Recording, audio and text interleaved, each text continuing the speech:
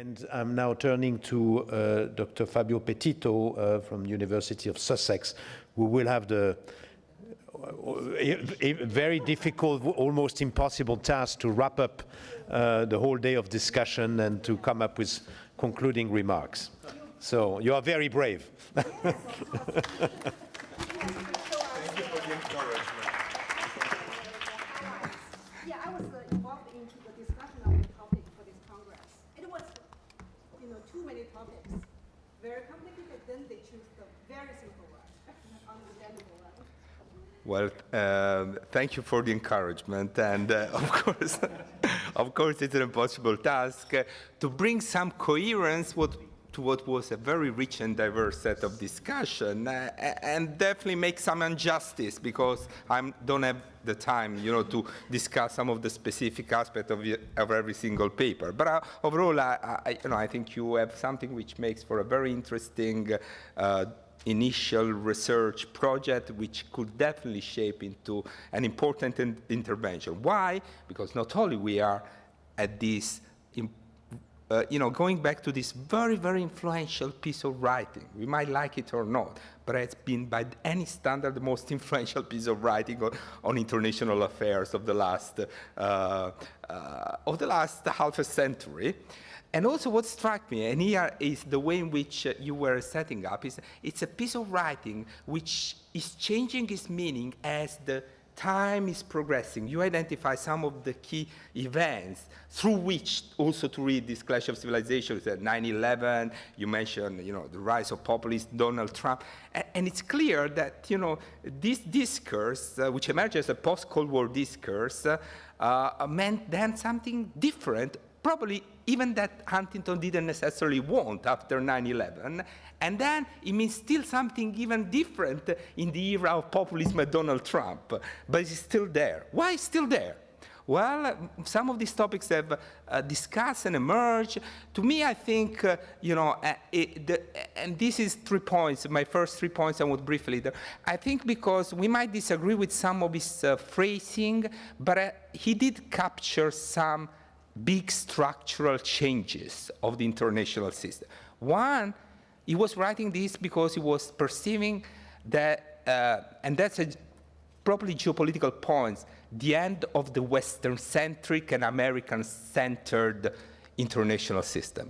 That was why he was writing it, and it was very explicit for, the end of, it was one of the first. It was establishment, Samuel Huntington, but he had seen that at a point in which not many scholars in the US were talking about these sort of things. So this emerging of multipolarity, he was one of the first to talk very explicitly from the establishment about these things, and now it's become mainstream.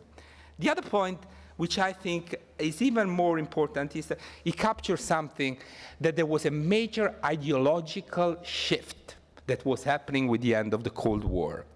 What I would frame it, civilizations conceived in culturalist, religious terms were becoming new strategic frames for politics, not protagonists, but new sort of ideologies and languages, always more present in all different levels of politics, not only international, but also local. He got that ideological shift, major. And thirdly, and that has also been mentioned, I think, and this is something which is often missed in his book. He said he had a very good, actually, sense for short, punchy sentence. He put in the first sentence of one of his chapter in The Clash of Civilization is that the world is becoming more modern and less Western. He understood and made it at some point in which, American social scientists, mainstream, were not thinking. He made it very clear, modernization does not mean Westernization. And what we are seeing is the world is becoming more modern and less culturally Western at the same time. Now, I think he captured these strings, which are broadly important area, which we will need to grapple with. Of course, he did it in a very, to my mind, problematic way, which require more refined look at each one of these points, and that's where the problem is. And for me, what he really was more problematic of his book was his last chapter, because the title of his book was The Clash of Civilization and the Making of the Future World Order. And his solution, let's assume that these dangers of these new dynamics were true, his solution was simply, what do you do? He says 3 rules. The rules of abstention, we do not interfere with the Chinese, we do not interfere with the Islamic civilization. By the way, it was a strong criticism of the Iraq war, of democracy promotion, Antidote spoke always. Then he said, joint mediation rule. The great powers of the system, gets together. Ukraine, it's a matter of the Europeans, the Americans, and Russia to get an agreement around Ukraine. It was a kind of traditional realist sphere of influence argument. And finally, at the 3rd rule, which for me is the most important, and then we need to work to find some of the commonalities. And that's where the vision of dialogue, of civilization for me, is this process which I still believe is very important for the next century international affairs. Why? Because we need to rebuild a new normative structure of the international system. Fred Dallmeyer started by leading the New York Times. Everybody's talking nowadays about the end of the liberal international world order. Yeah, what next? Something will need to be much more accommodating of the plurality of great cultural and civilizational tradition of the world. And that needs, to me, dialogue of civilization point to this possibility of building a new normative structure which will be plural but also universalist in some way. Now, if this is the case, I think some lines of interesting research and interpretation have emerged from all the presentation, which I want to put together as a contribution perhaps for whoever is going to edit and work on this set of papers. One which came very clear to me is that there is a need for more discussion about this concept of civilization. Luca, you from the beginning, you put forward a very different understanding of civilization, and I think that's part of the discussion. And more, you said, an understanding which is based more on the political economy. And definitely this is something that has been done and maybe needs to be done more. Robert Cox has talked specifically about the market civilizations going along these lines. But also, I think very importantly, Jocelyn put on the table the possibility of thinking about this transformation of historical structure through Elias, which I think is a very fruitful way of doing. I myself think there are other resources, and actually, so I think this is one cluster of issues which are very important. To me, what is important, I like modern civilization, always this language which is proliferating. The idea of civilizational patterns, civilization configuration, civilizational context, civilizational constellations, and always a reference to this, which I think is very important, the legacy of civilizations. Because civilizations within themselves have legacies, traditions, ideas, and that's what also very important, and I think we don't need to miss in this discussion. So this is one first of debate. The other one, which is related, that I found very strongly in Erin Rickman and Scott Thomas' points, is that actually, can we really talk about civilizations without talking about inter-civilizational encounters?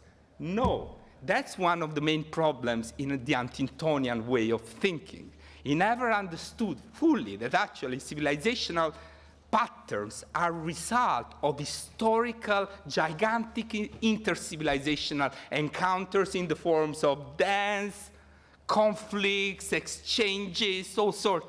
But this is the historical truth. So the commonalities are not only based on these deep ontological things that you so rightly pointed out, this commonality which is there in this humanity and makes it explicit in that, but it's also the result of these historical processes which were not happening only at the border, at the margin of civilization. That's the wrong, because of course Antidote say, yes, civilization exchange, but not at the margin. How can you think the development of the modern Enlightenment without going through the retranslation by the Arab classic, Avicenna, Averroes, of the Greek ancient classics? How you can talk about the Western civilization without Jerusalem and the Semitic culture?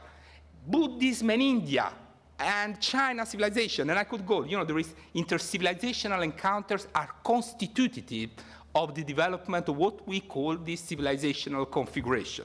And I think you pointed to that very nicely in different ways, and I think it's a very important point to keep in mind. Then there were two other aspects which emerged very strongly. I think one was a couple of case studies which very rightly pointed how the clash of civilization as a kind of theoretical framework doesn't explain certain things which actually many politicians think it explains very well. And here I'm talking, I think Jonathan put it very clearly, discriminations in Europe are really not explained by this clash of civilizations framework, and you do it with a very sophisticated quantitative analysis. And I think that we need more of that, as well as our very good paper by our Polish colleague, the Benedict Barbara Pasomonik, show very well that, this 2015 sexual harassment of women in a German city could not really fully understood by any intercultural dynamics of the clash of civilization. I think these are important contributions as a case study specifically showing, this paradigm doesn't really explain these things. And the other set of things which I found very interesting, in particular in the engagement of Raffaele Marchetti as well as Ayaan Kaya, is this very challenging, I would say, a link between civilizational politics, this new sort of ideological politics, and the emerging populism. I think here there is more work to be done. It's an important topic, a very, at the cutting edge, and I think to me also what emerged very nicely is that there is a very complex relationship between this clash of civilization, civilizational politics, and the cultural wars. But it's sometimes more complicated and paradoxical that we can actually think of, this liberal, conservative. And definitely we need more empirical research of the kinds that you were doing, and I think it's very encouraging that some work's been done in this perspective. And in particular, I want to extrapolate one thing that also came from this exam to me as an interesting point, both in your paper, Dr. Kaya, as well in Peter Kratochvil's paper, which was a very interesting point. You were pointing at something which is not surprising to me, but unfortunately is a very predominant view about how religion, and we could say operates, and also civilizational politics. You were pointing to the fact that actually the kind of more populist, exclusionary form of politics justified by religion are based on what I would call a doctrinally weak religious environment or understanding. So you said very clearly, this form of populism are more present in atheistic, agnostic, and you've mentioned other, rather than the Christian population. And in some way, you were giving the same example. And that's very interesting. And I think it's a very important issue to understand that exactly we are facing a form of politicization of religion as well as of civilization, which very often, let's put it in a simple language, is based on some sort of ignorance of whatever this religion or civilizational tradition is. And the more ignorance is stronger, the better the political entrepreneur can come there and manipulate things. So paradoxically, there is a space for religious actors who really are rooted in this tradition to act as a counterbalance to this political. But that's one of the big questions. What will do, Salvini, which was the current Minister of Interior in Italy, linked to one this, concluded his electoral campaign with in front of the Cathedral of Duomo, one of the most important examples of Gothic, a religious symbol, with the rosary in his hand, and said, we are going to defend our Christian culture. And then the Archbishop of Milan, which is a heavyweight in the Catholic Center, what the hell are you talking about? Who are you to say that? And we don't do this, a kind of civil religion which we don't share with them. Now, there is a big battle now going on. You mentioned that the Catholic Church in the Czech Republic seems to be going along this identification between. There is an interesting struggle happening within traditions. I think it's the Christian tradition, it's the Muslim tradition, it's the Hindu tradition, and that's also something that we need to study. And I think I've said more than enough, and our minds, I think, requires now some degree of alcohol or non-alcoholic drinks together. But I really, Jeff, want to congratulate for putting this all together, and I wish you all the best in putting this in some form of publications project. Thank you very much.